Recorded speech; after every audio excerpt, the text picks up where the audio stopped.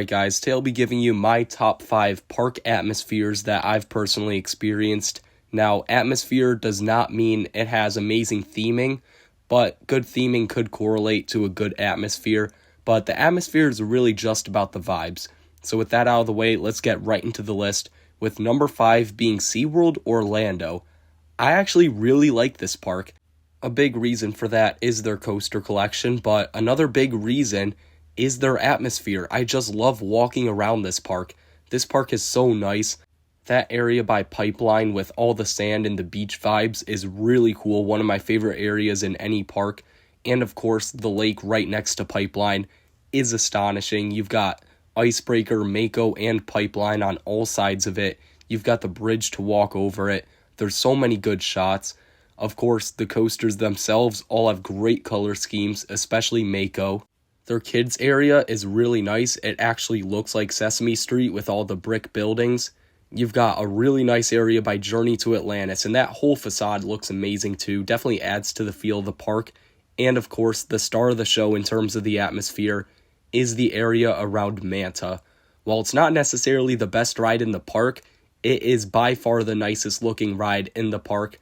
And it's a top 10 best looking ride I've seen. The color scheme's great on it, but of course what stands out are those fountains that lead you into the park. You get to see it flying past all the shooting fountains, and the whole atmosphere throughout the queue line and the area and the plaza. Oh, it's just perfect.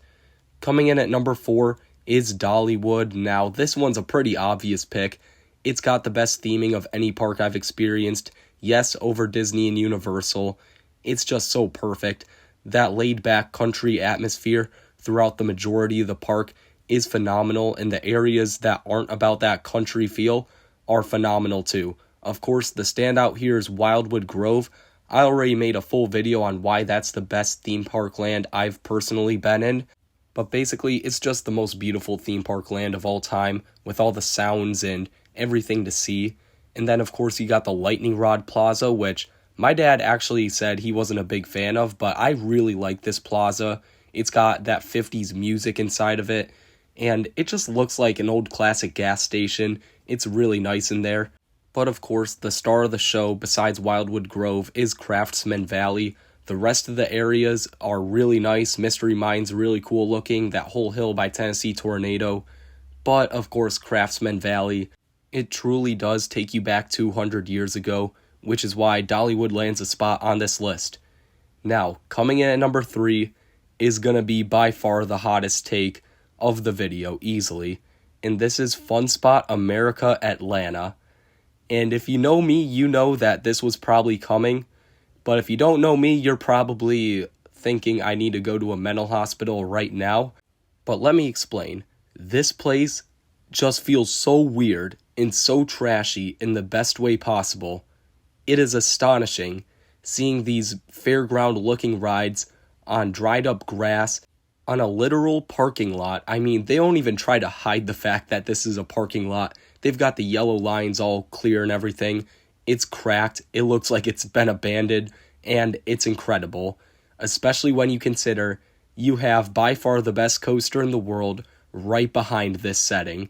It is so weird going from just a complete barren wasteland to the best coaster in the world, with an actually good queue, with good theming, and not to mention, this is the best looking coaster in the world too. I mean, obviously I'm biased because it's my number 1 overall, but yeah, just look at this thing. The Western Building makes absolutely no sense in this park, but it's really cool. You got that monster truck. It's just the most random, most terrible atmosphere ever, but it works so well that it lands itself at number 3. Coming in at number 2 is another obvious pick for this list. This is Knoebels.